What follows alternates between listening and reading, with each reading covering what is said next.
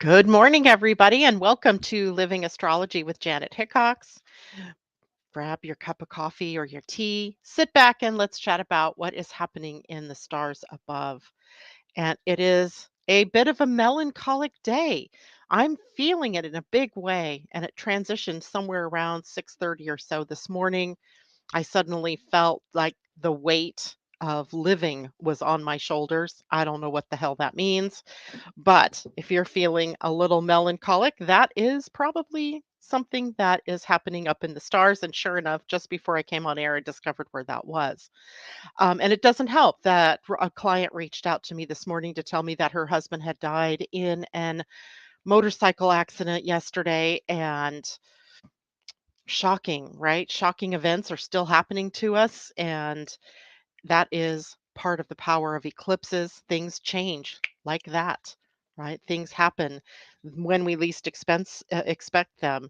And, eclipses, they create doorways, they create pathways between our dimension and another dimension, the dimension of life on Earth, the dimension of life beyond Earth, maybe perhaps dimensional gateways to other lifetimes in other dimensions as well. So it's also the first day that I am without my brother, sister, and sister in law, who for the last week and a half, 2 weeks almost, we've spent quite a bit of time together. They left on their way to go back east. They're headed to Mount Rushmore.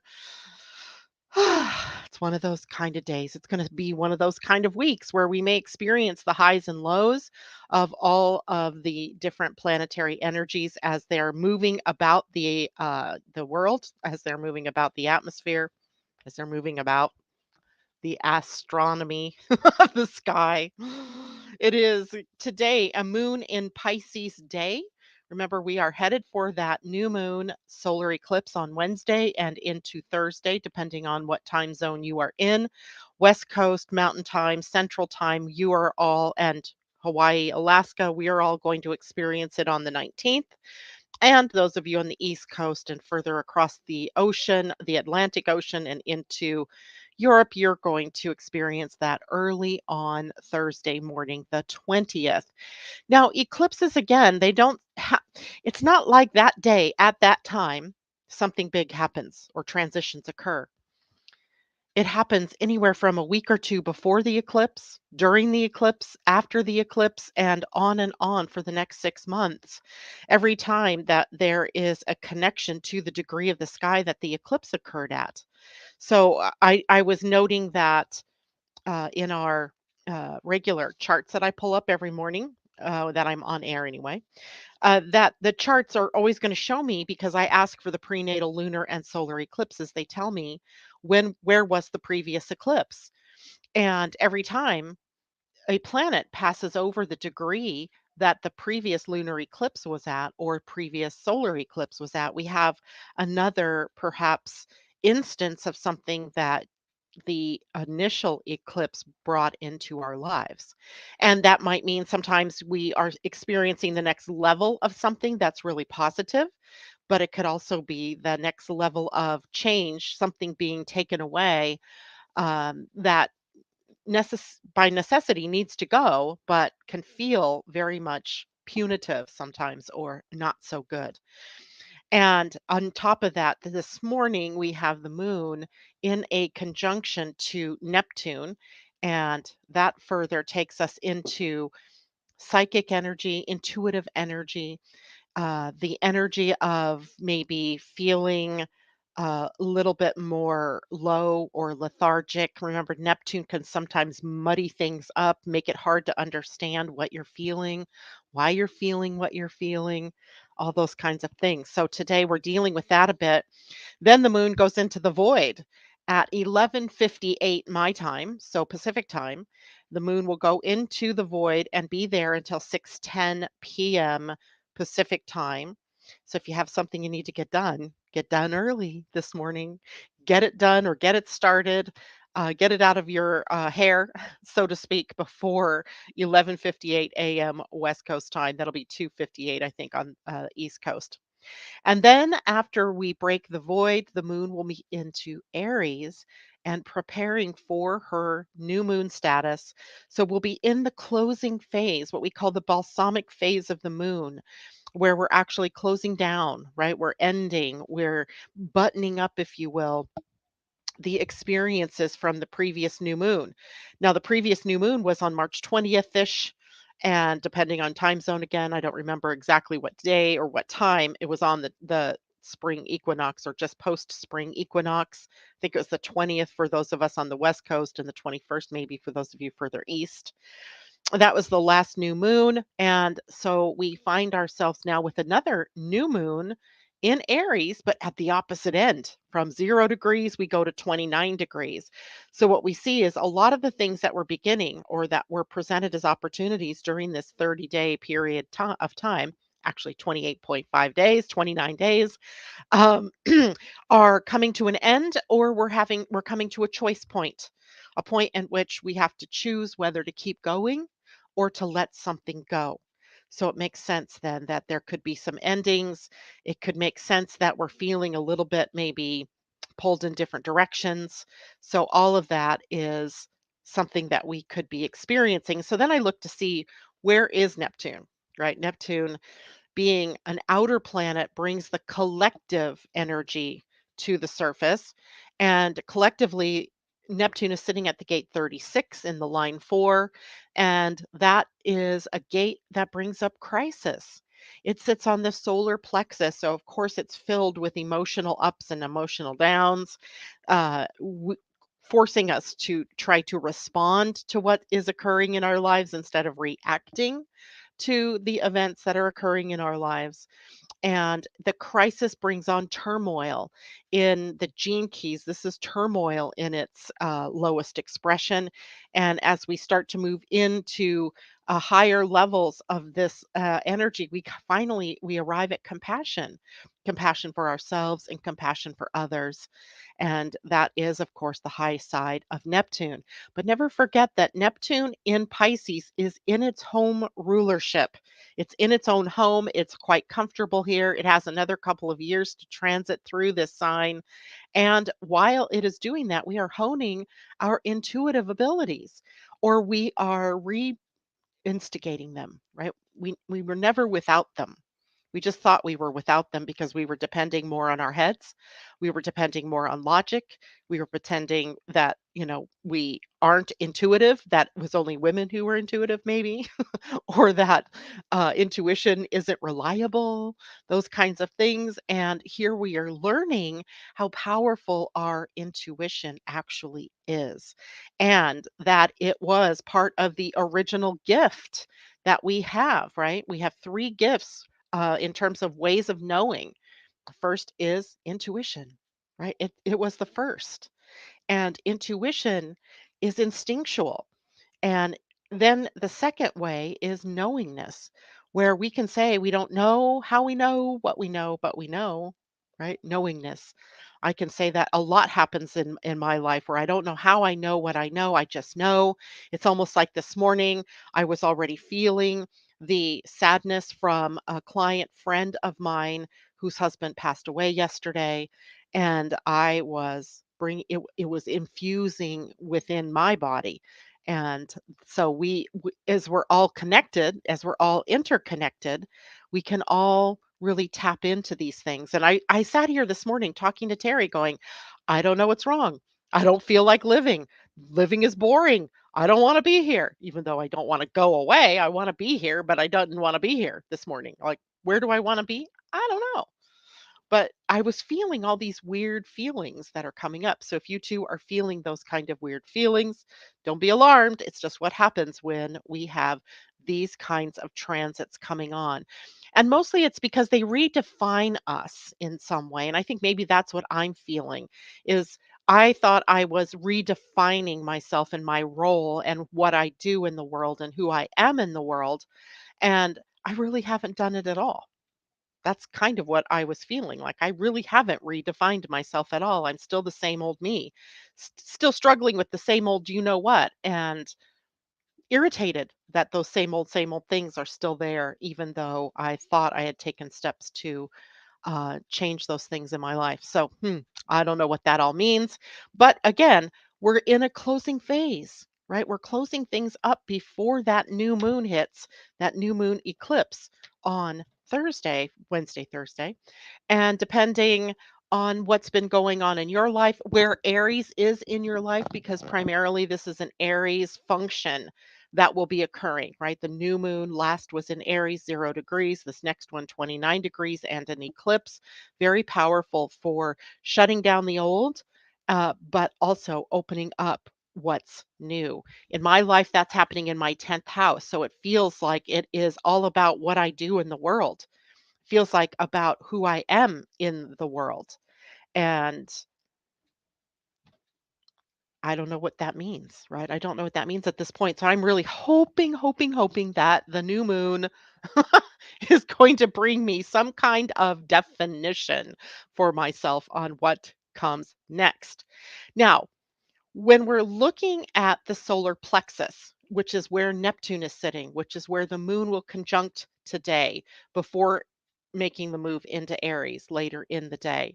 This is what we're going to be left with, by the way, right? We are left with the conjunction of the moon to Neptune in the void. So it gives us plenty of time for considering, for journaling, for meditating, for discovering what is most important to you. What is it that I want to take with me as I move in through that new gateway? What do I want to leave behind as I move through that gateway? So the solar plexus energy then tells us it's a lot of emotion. There's a lot of emotion here. And the emotions are just ways to calibrate you to your heart. So let me say that again. Your emotions are a way to calibrate you to your heart. And what I mean by that, by your heart, is what's true for you, what your true life direction is. Where are you going, right? What are you here to do? Your heart and your emotions work together to keep you on track, to keep you moving in the right direction. When you're not feeling so good about that direction, it's quite possible you're moving in the wrong direction. Or it's quite possible you are reacting to the possible fear, perhaps, of moving in a new direction, of releasing what no longer is, right? So, a lot of things that are going on, and it can feel not so pleasant. So let me say good morning to people here. Trust me, I will be fine. There's nothing wrong with me, and there's nothing wrong with you if you're also feeling like this. At times we go through these phases. And the thing is, it's not so much that we're going through the phase, it's that between where we are and where we will be is a whole lot of unknown, a whole lot of I don't know what. I don't know when. I don't know who. I don't know how. I don't know anything, right? I don't know anything. And you know what? That's actually a good place to be. The I don't know. As long as you stay open to what could be, what will come, what will happen, those kinds of things. Be open, but know that also some things are closing down. And that's, my feelings this morning are really kind of a natural reflection of what is closing down. All right. So good morning to Tom. It's good to see you out there. Julie, good morning or treat yourself. Good morning and blessings. And everyone in Astro Design. Tom, I'm on my iPhone today as my iPad is out sick. Mine does that too periodically. Corey, good morning. Lo, hello. Corey says, sorry for your client's loss. My father unexpectedly went into the hospital. It's exactly the thing, right? Yeah, and here's the other thing, and I'm not, you don't know this person, so it's all good, right?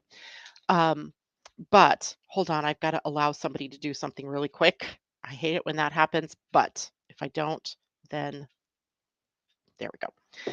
Um, is that the highs are followed by lows, or the lows are followed by highs. So in her words to me, she had just come home from a weekend that she had had a blast, right? She was having such a great time. And they got home from their fun weekend away, and there's a knock at the door, and it was the cops telling her that her husband had died in a motorcycle accident. Wow. right?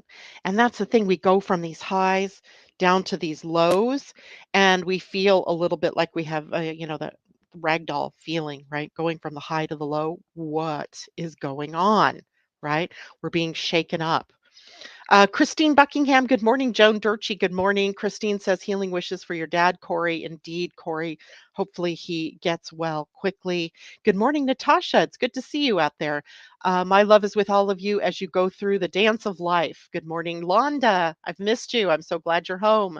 Sorry to hear that, Corey. Lots of people wishing you well and your dad well. Michelle Gay, good morning to you. Mermaid Infinity Rainbow. I love that. That just makes me smile inside. Tom, Corey, love and gratitude to you and your dad. Kathleen Mallory, good morning. Julie Kiss, good morning. Tom, Janet, we're still getting used to the new glasses. Keep the faith. I also have a new bedspread on my bed. You guys can't really see it because I didn't change the pillows yet. Corey, love and appreciate you. Thank you very much. Kajella says, hello, tribe. Lori Broden, good morning. And Christine Buckingham, is that Uranus bringing the unexpected? Yeah.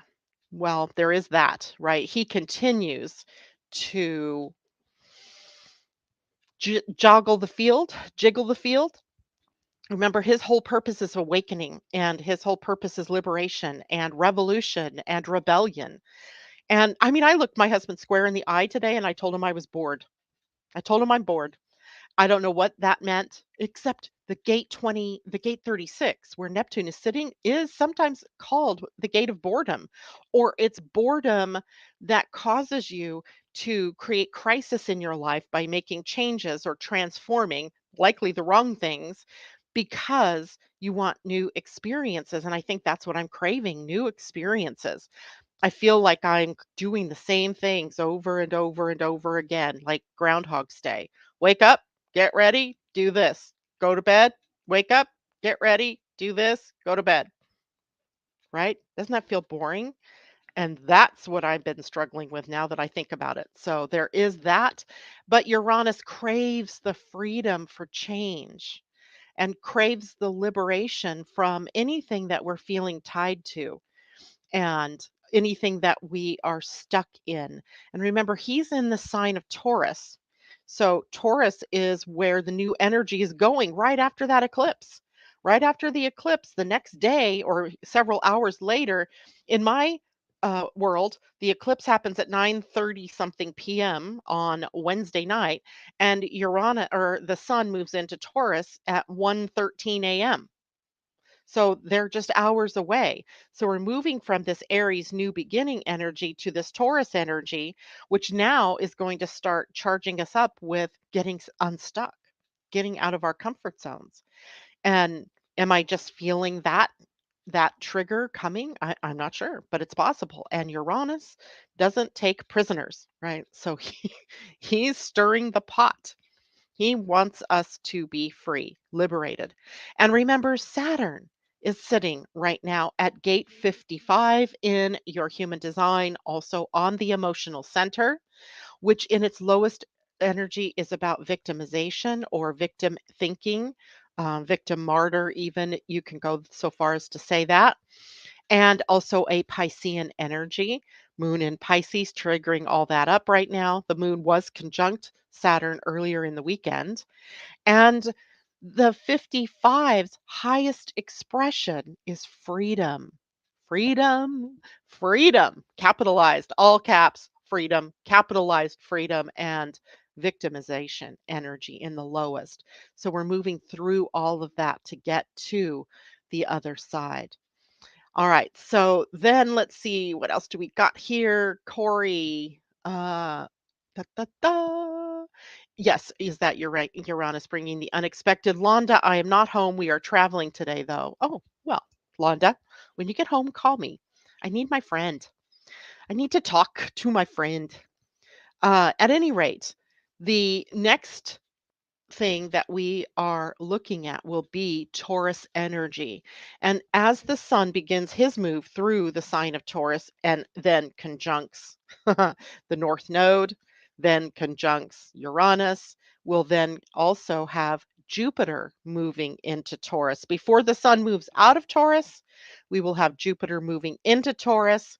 And so we are moving from all of that new beginning energy to the cultivation energy, to the nurturing energy, to the taking care of the growing and evolving of something. So and that is also the thing. What maybe I'm even thinking about like, well, what am I cultivating? Did I even start something new? I don't know. I don't feel like I've started anything new. Hmm. There's that, right? Did we start something new? Have we actually let go of anything so that we were free to move forward? Yes, there is always that. So we have a lot to there's a lot going on. I need to get out of my Gemini head, get down into my body and do something, right? J-Lo, oh, I am so happy. I mean, I'm not happy that you're feeling the same way, but I'm happy that I'm not alone here. She says, I've been feeling the same way. I was being a bit lazy mazy today, then jumped up and said, Girl, get up now.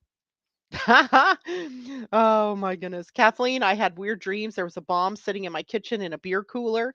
Wonder if it's about Uranus. That is interesting. I love what Tom says. It's time to cut back drinking. That's a good one, Tom. Kathleen, that's an interesting dream. Or it's time to start drinking, she says. Oh, I don't know. Things are weird, right? Things are just weird. And we just have to go through it. And here's the thing that I've been feeling more than anything, and it's not even here yet. Like, this is weird because it doesn't happen until later this week or next week. But I've been feeling like, what in the heck is the meaning of all of this, right? What is the purpose, right? It feels like we're just repeating the same old stuff, right? The same old people in the news saying the same old dumbass things, doing the same old stuff, right? We keep on, it's like on auto repeat, right? Shootings, auto repeat.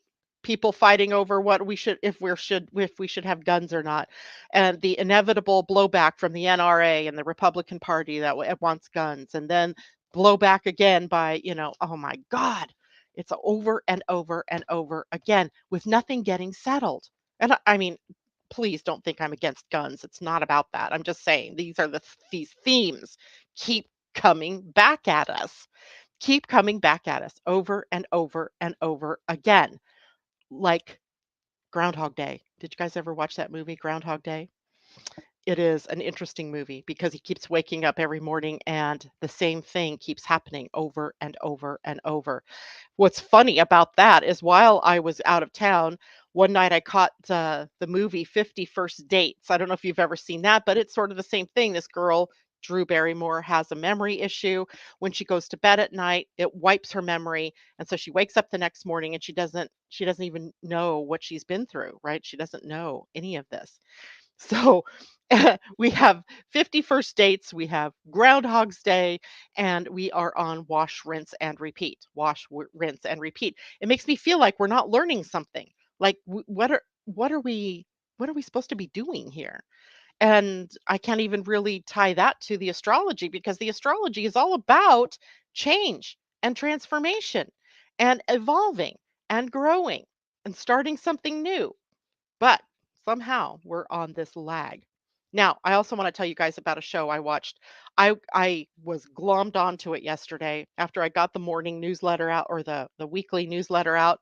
I was just skating through to see what was on, and there's this show, I think it's on Amazon Prime, and it is called The Power. Watch it. It's all about women who suddenly begin to grow a new organ along their collarbone, and they call it a skein, Skein. And the only thing I know about a skein is like a skein of yarn, and this turns out to be like a bundle of um, energy that allows them to have electricity that comes from them. And so women who have been oppressed, they first see it in the US and then they start to see it in like Saudi Arabia and Africa, women taking back their power. and it blew me away. That show blew me away. It's only 5 episodes, so you're left wanting more. It's actually based on a book by somebody whose name I don't remember now.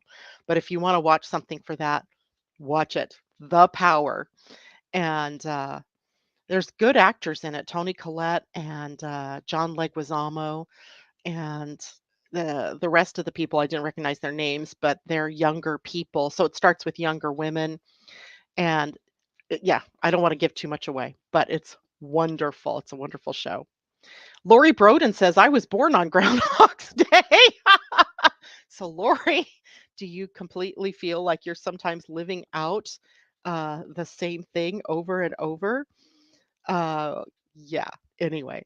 All right, so what else can we expect this week? Let's break down the, solar eclipse, right? A solar eclipse, which means the sun is what is muted, right? The sun, the ego is what is muted during a solar eclipse. It's when the sun and the moon come together and it just so happens that, it's a sun, moon, earth kind of thing.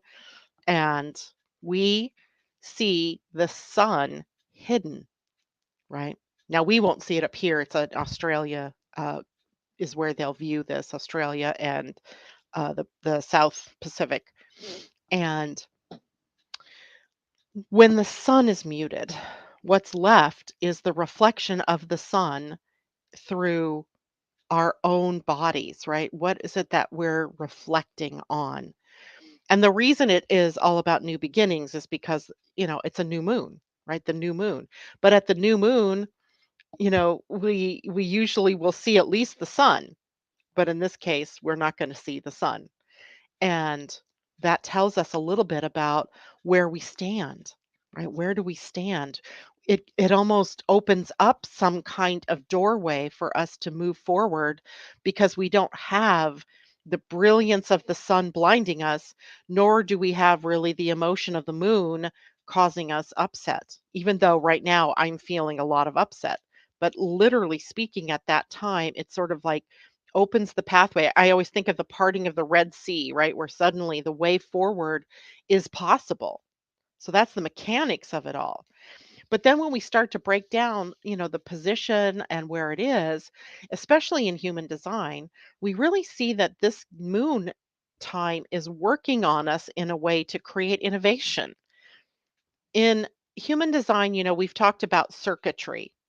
And there are 3 main circuits. There's the individual circuit, there's the tribal circuit, and then there's the, collective circuit. Well, the gate 3 where the sun is going to be, and then also the moon, sun and moon will be both at gate 3, that is the individual circuitry. And the individual circuitry sometimes has the effect or impact upon us of feeling so different that we feel like a fish out of water. Like sometimes we get the feeling of like, where did my people go? Like they dropped me here on this planet and then they left me, right? So there's sometimes this feeling of being so different, thinking differently, seeing the world differently, and then having trouble expressing how you see yourself in that world in a different way. So it causes the gate 3 to kind of create, from nothing, right? To create a new path, forging a way forward that's innovative and inventive. And yet, there is sometimes some turmoil with that. In the I Ching, the gate 3 is trouble in the beginning. It makes you, when you start something new, like if you start a new diet, right? There's always the first day that you start that, but, it's sometimes we have trouble getting it going and you have to keep doing it, right? You have to keep recommitting your energy to it or you're committing yourself to that new endeavor, and the more you commit yourself the more it picks up steam and the easier it gets to keep going in that new direction. That's the gate 3, right? So we have a bit of this lethargy, and then out of that lethargy comes this potential, and then we start claiming that potential and we start moving forward, but we have to persevere.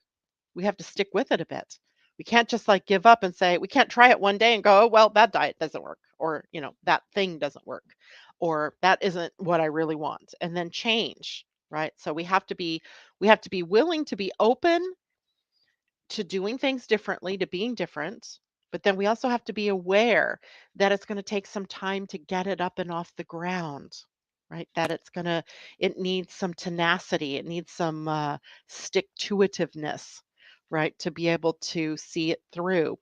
And partially that's why, when I looked at the fact that the sun moves into Taurus right after that new moon in at 29 Aries, does that give us the stick to itiveness? Right? Taurus is an earth sign. It's practical. It is a more tenacious sign. It's fixed, meaning it can get stuck, but it can also stick with something that's new and take us down the tour of the long run, right? Sticking with something for the long run. Now, this one, the new beginnings often create chaos. In the shadow in the gene keys, this is the gate of chaos. That's the shadow energy. So the chaos is about a new beginning. What happens when we start something new? Often turbulence and some kind of craziness happens. So we have to remember that, but keep innovating, right? Keep moving forward.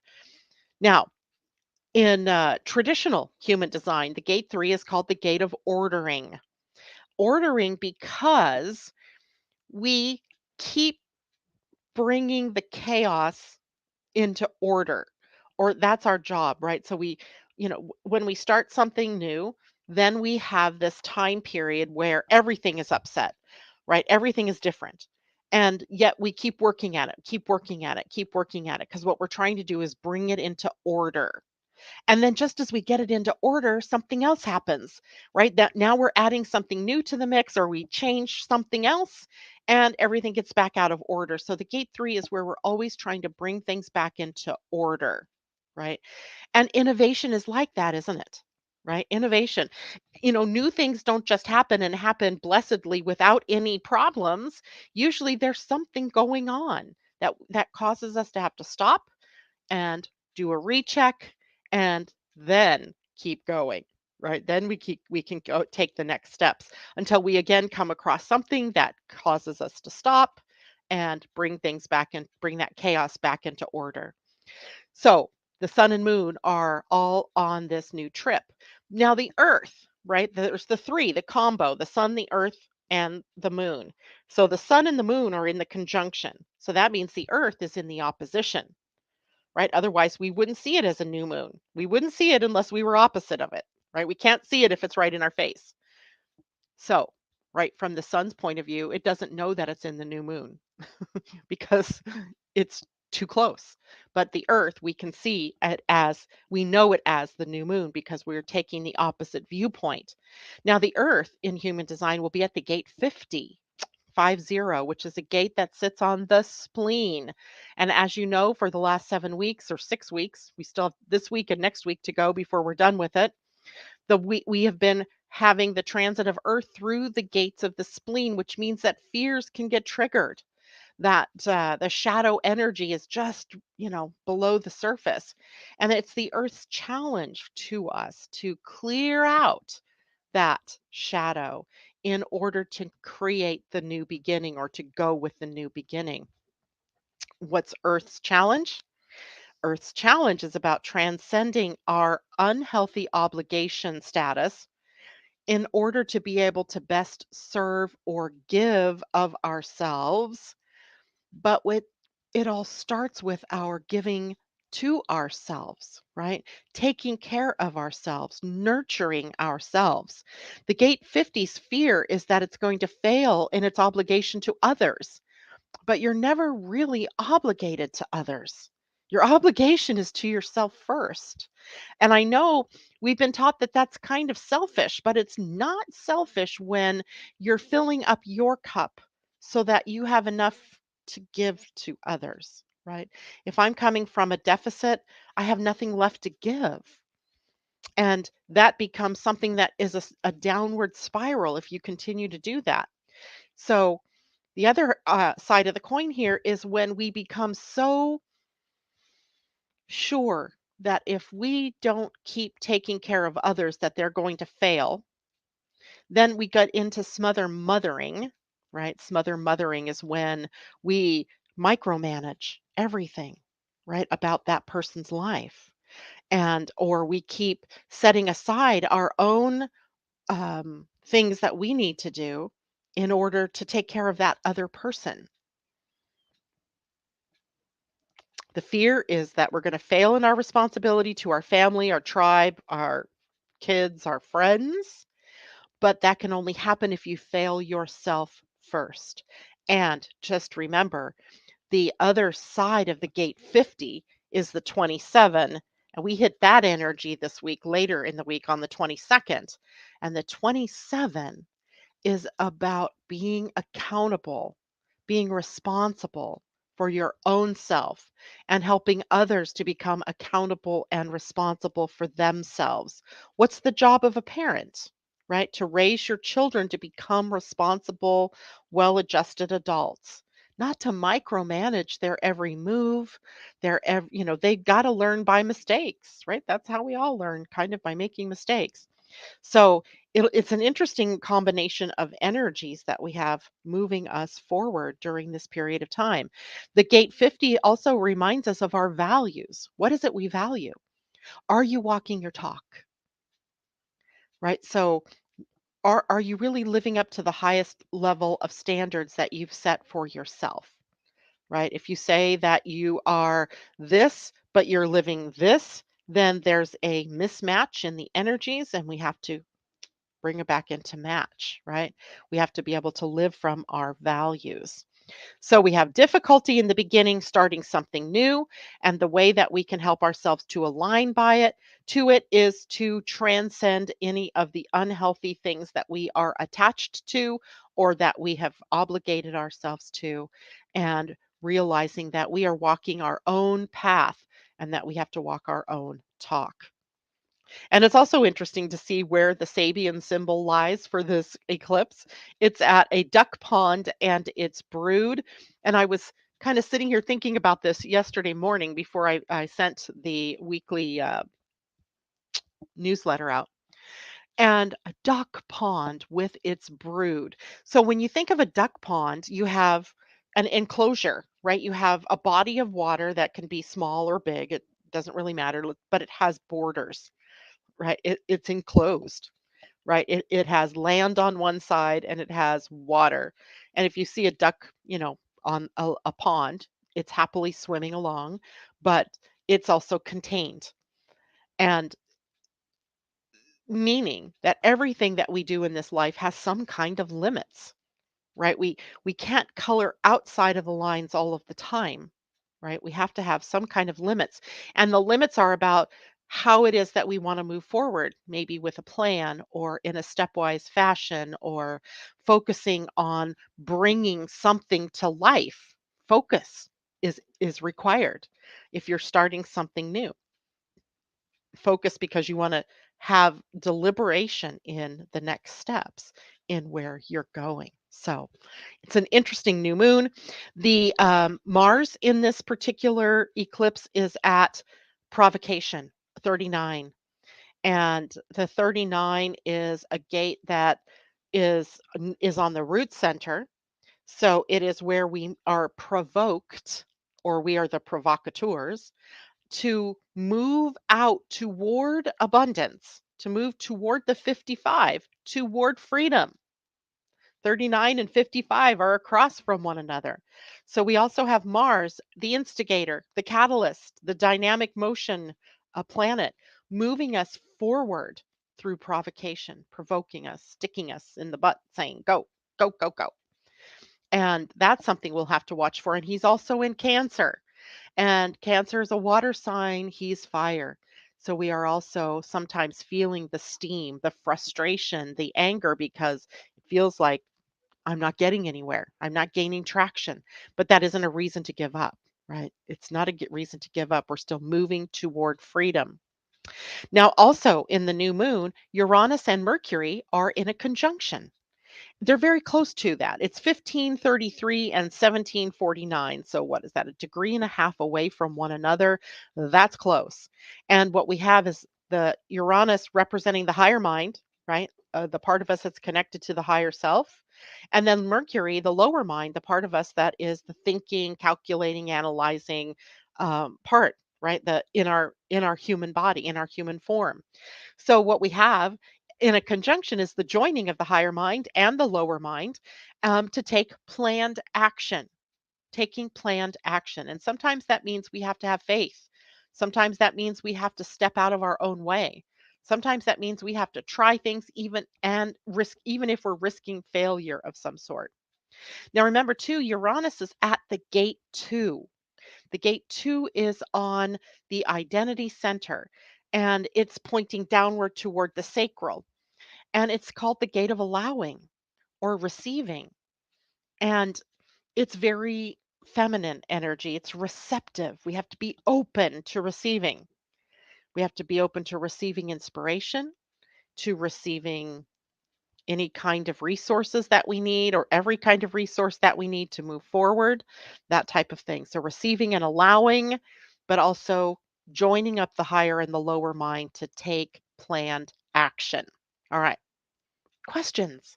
Anybody have questions about the moon, the eclipse, the meaning of it, how it's affecting you?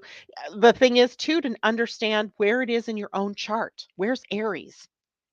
The house that it is in is the area of your life that will be impacted, right? So, like I said, it's in my 10th house. So, it's all about my career and what am I doing and how do I present myself in my authority to the world? What is my authority in the world? Right? So that's where it is for me. But it can be in 11 other houses for you in your own chart. Have your own chart ready and understand what area of my life is the new beginning. Am I being challenged to bring in the new beginning? And then remember this too, that even if it's in Aries, right, and it's in my 10th house, there's still the energy of the fourth house, the exact opposite house that is funneling in. So, is it balancing home and family against career and profession, my worldliness? Indeed, my whole life seems to be about that, balancing these two, right? And family obligations or family dynamics sometimes taking me away from the business I love and what it is I want to do in my business. That's my axis, if you will, but it's focused on the 10th house. So in your own chart, what's it focused on? If it's focused in the first house, let's say you have Aries in your first house, then the opposite house is the seventh house. And so you're having to balance your own personal ambitions and drives and viewpoints against a spouse, perhaps, against business partnerships, perhaps, or people in other people in your life. How do we balance the I am versus the we are? And that is the way that this is going to work for everybody throughout this time period. Mermaid, infinity rainbow. I love that. 100% that I'm not part of this world. I truly believe I'm a star seed. I've been seeing UFOs or UAP starships for 2 years. Videos on my channel, they interact with me. They are star family. I love that. We're all star seeds, I believe, right? I have I do a lot of Akashic records work and I have yet now, that doesn't mean there aren't any, but I have yet to find someone whose soul family started on Earth. Not yet, right? I get soul families from all over the galactic, from all over the galaxies, but not yet have I had anybody whose life soul group started here. And there's a good reason. Earth is fairly young. In the grand scheme of the galaxy, Earth is young. Most of the people that I've worked with are star seeds from other places, right? Other places. I love that. Kathleen, how do I make the changes I wish to make? And how do I know what changes to make? Good question, right? You've had a lot of readings with me. We've talked a lot about how your human design sets you up to make those decisions, right? How do you make those decisions? Go back to your human design. I can't remember if you're emotionally driven. Um, If you are a generator, remember you are responding to what shows up in your outer world. What is possible is because it shows up in your outer world and it draws you in somehow, right? It draws you in. And then do you make the decision through your instinct or your spleen or your intuition, which is the spleen? Do you make it from the sacral, which is your body wisdom? Your body sounding the alarm. Yes. or no? Is it your emotions? Checking in with yourself. Does this feel good? Does this make me happy? Is this right for me? All throughout, say, a 24 to 48-hour period of time so that you can get, a clear as possible reading from your emotional state on what is true and right for you. No one is without skills out there to make decisions. And what if you make a decision and it's the wrong one? Well, try again. Try something new, right? Do something different. But don't be afraid to do anything. That is the key. Christine, 12th Aries, Black Moon Lilith, and 4th Leo Uranus. 12th house Aries. Is that what you're saying, Christine? And that means that this particular one is about bringing up the unconsciousness to the light, bringing the subconscious to the light, bringing up the old patterns so that you can release them, and also becoming more spiritually based. Not that you aren't already, I don't mean that, but you're becoming more and more spiritual if that is the area of life for you. And the Black Moon Lilith there in Aries would be a fear, maybe, of standing out on your own, a fear of starting things new. And the unconscious mind there would hold the reasons why you might be having that fear or having to deal with that. Julie, I'm looking forward to meeting with you and to learn more about my chart. I believe we do that later this week, Julie, or maybe it's next week. I'm not sure. Corey, it's in my eighth house, but I'm also an Aries. So for those of you who are Aries or have Aries prominent because it's your rising sign or the sun or the moon, I mean the moon or your destiny. This is about the beginning of something, the new beginning for you, and really embracing this idea of being you, not trying to be you, being you, not trying to be anybody else, trying to be you, being you, not just trying, being. Right? And in the eighth house, that's a house of death and rebirth. So having to create a transformation for yourself, perhaps, Corey.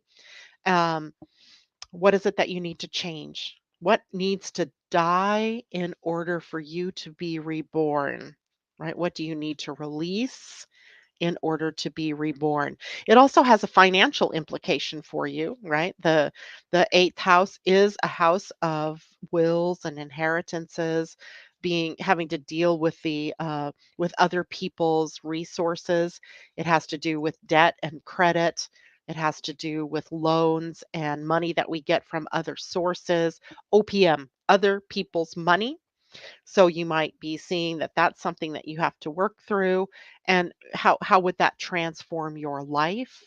What would happen if you let go of all of your financial worries, your debt?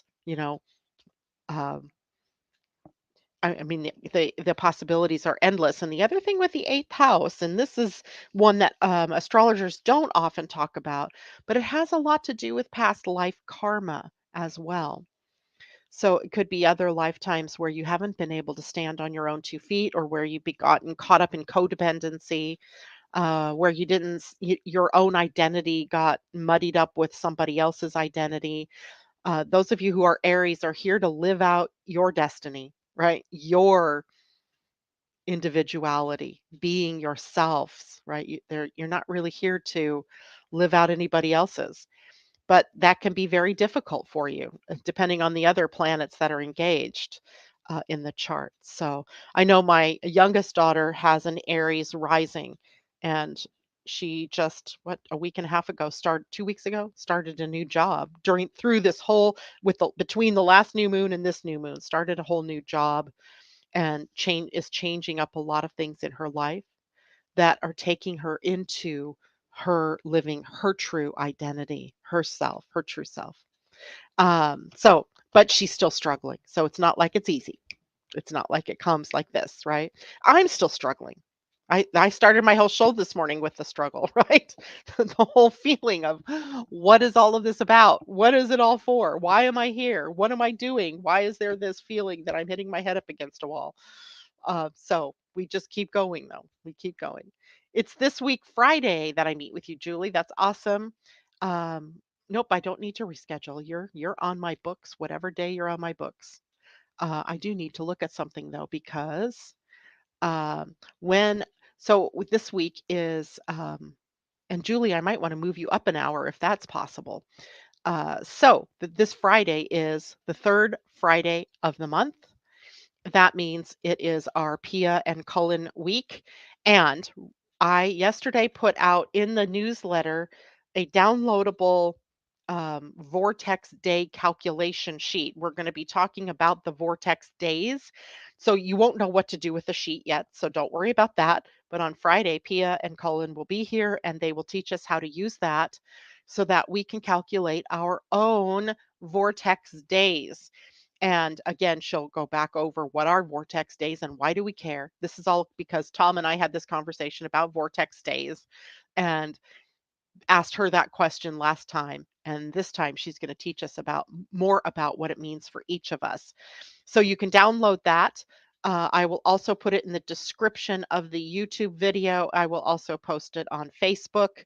It'll be in Google Drive. What I suggest you do is download it to your computer or laptop or phone or print it so that you have it for Friday's show. And again, they'll be here Friday at 8 a.m.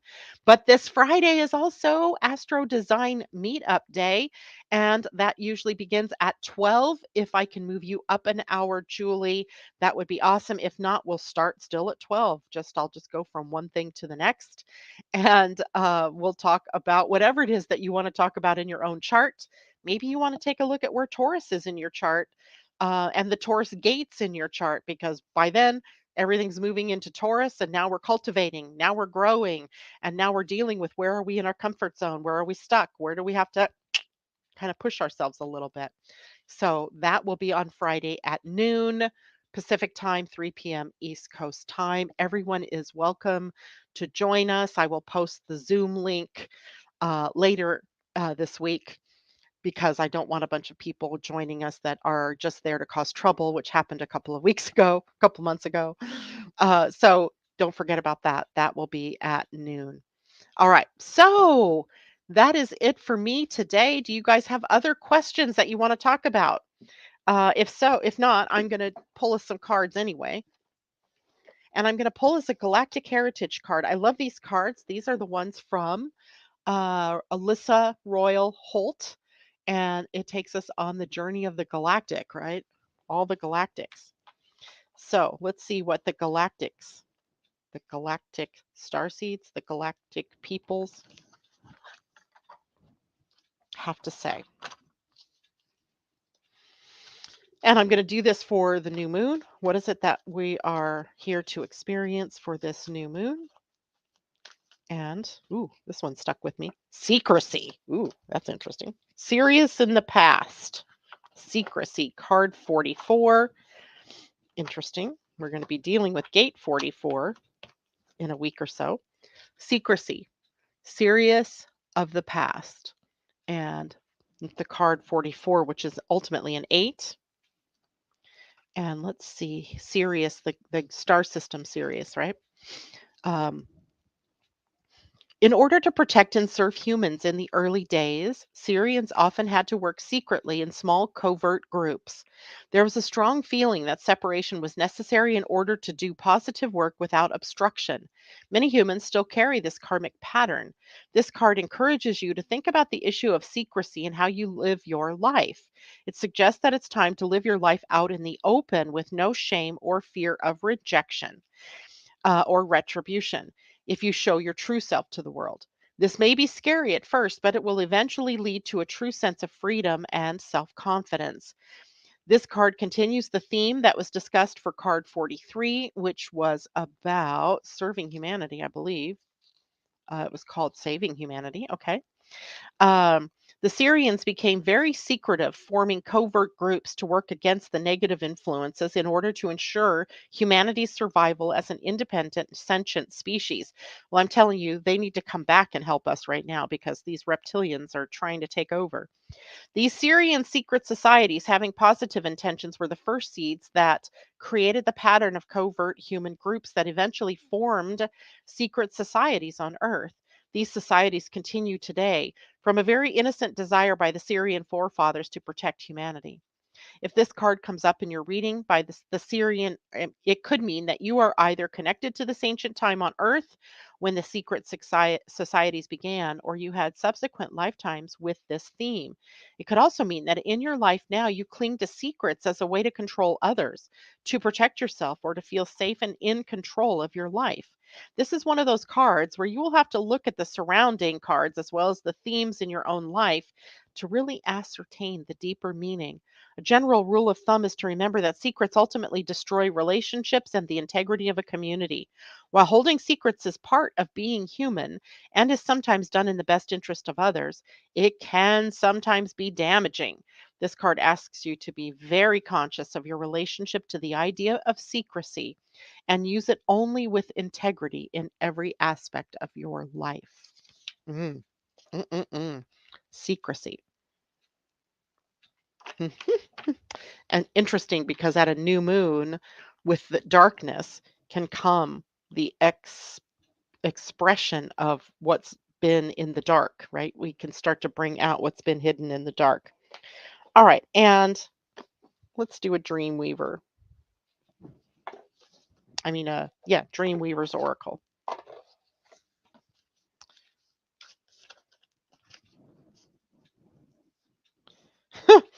Time to feed the hungry heart. Card 25, which is a 7. Kind of looks like a hammerhead shark, but look at he's got blender feet. Blender feet. It's weird. Time to feed the hungry heart. Card 25. Let's see what this means for us.